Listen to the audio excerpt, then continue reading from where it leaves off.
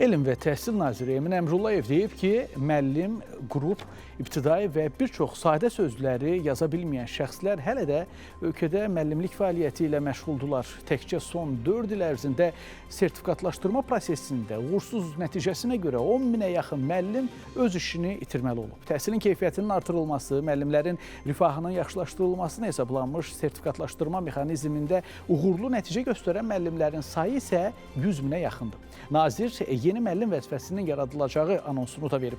Daha ətraflı növbəti sujetimizdə. Sertifikasiyadan 56 bal toplamışam. Artıq 4-cü ilimdir ki, müəllim kimi fəaliyyət göstərirəm. İlk öncə yüksək bal toplamaq məncə müəllim nüfuzu üçün çox vacib bir məsələdir.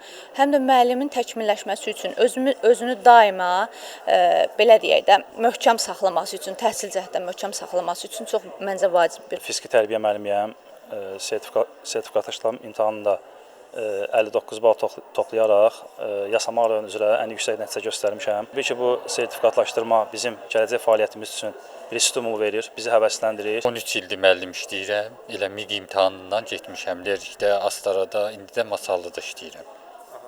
Sertifikasiya balımda 54 bal oldu. 4 il ərzində sertifikatlaşdırma prosesindən 104.435 müəllim cəlb olunub. Ölkə üzrə bütün müəllimlərin əhatə olunduğu prosesdə yalnız 60 yaşdan yuxarı müəllimlər sertifikatlaşdırma prosesində könüllü prinsipi ilə iştirak ediblər. İşə yeni başlamış və ya belə digər səbəbdən istisna qrupuna aid olan müəllimlər xaric olmaqla. Yəni prinsip etibarilə bu rəqəm Azərbaycan müəllimlərinin böyük əksəriyyətini əhatə edir.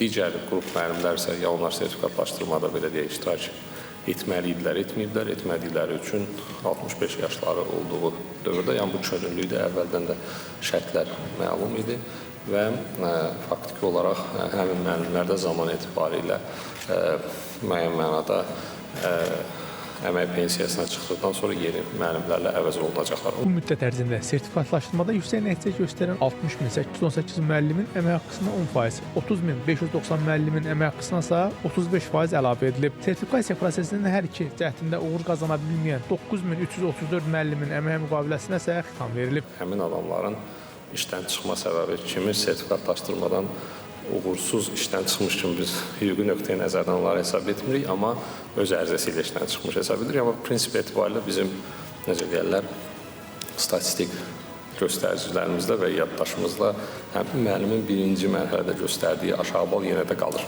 Elm və Təhsil naziri Emin Əmrullayevin sözlərinə görə mərhələli şəkildə 20.000 tam ştatlı müəllim vəzifəsi yaradılacaq və həmin müəllimlər bir daha sertifikatlaşdırma prosesinə cəlb olunmayacaq.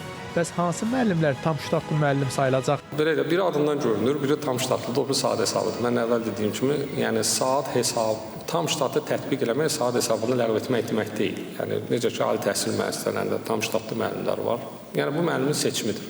Nazir son 4 il ərzində müəllimlərin əmək haqqısının 4 dəfə artdığını və 2026-cı ilin sentyabr ayı üzrə bu məbləğin 1030 manata çatdığını bildirdi. Bəs müəllimlərin əmək haqqısındakı artımda sertifikatlaşdırma mexanizmi hansı rol oynayır? Nəticələrimizdən biri budur ki, müəllim əmək haqqısı artır. Nəticələrimizdən ikincisi ondan ibarətdir ki, müəllim əmək haqqısı diferensiallaşmış şəkildə artır.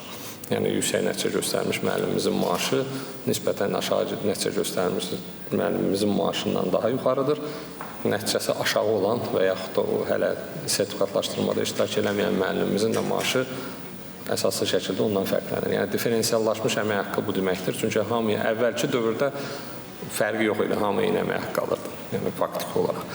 Və bu prosesin başlanğıcıdır. İnandığım ondan ibarətdir ki, növbəti illərdə biz bu prosesi biraz da genişləndirəcəyik. Emin Əmrullayev ölkə üzrə müəllimlərin keyfiyyət göstəricisine, eləcə də məktəbdə və məktəbdən kənar repetitorluq edən müəllimlərin fəaliyyətinə də toxundu. Cəmiyyət müəllimi necə qəbul edirsə, müəllim özünü cəmiyyətə necə tanıdırsa, o da təhsil sisteminin böyük bir hissəsidir. Mənə görə bizim xeyli sayda Bakı şəhərində, bölgələrdə repetitorlarımız var ki, onların aylıq orta gəliri ölkədə olan orta əmək haqqıdan qat-qat yuxarıdır. Yəni, belə adamların sayı az deyil. Bu da pis bir şey deyil, pis mənada demirəm. Deyirəm ki, həqiqət budur. Yəni, müəllim bu saatından əlavə elə müəllimlərimiz varmı ki, repetitorluqla məşğuldur? Bəli, məşğuldur. Gəlir əldə edir. Məktəbdən kənarda bunu edirsə, yaxşıdır, biliyin bacarığını satır, edir. Bugünkü şərtlər çərçivəsində biz ona nə deyə bilərik? Heç. Elm və Təhsil Naziri məktəblərdə mobil telefondan istifadəyə qoyulan qadağanın yeni tədris ilindən tətbiqinə başlanılacağını da dedi. Rəşad Vəkiloğlu, Məhəmməd Həsənzadə, Space xəbər.